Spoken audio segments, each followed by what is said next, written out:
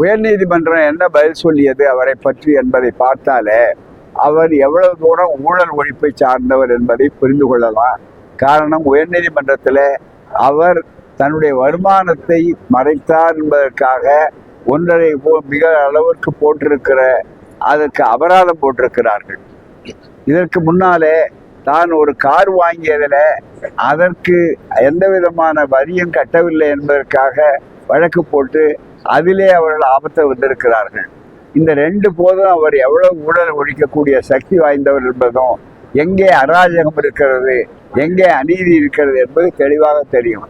எந்த கொள்கையும் இல்லாமல் இதை இன்னமும் அவர் அரசியல் நடத்தவில்லை, ஷூட்டிங் நடத்தி கொண்டிருக்கிறார்.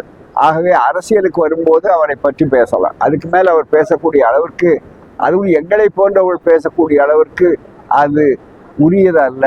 அந்த அளவிற்கு அதற்குரிய தகுதியும் இல்லை.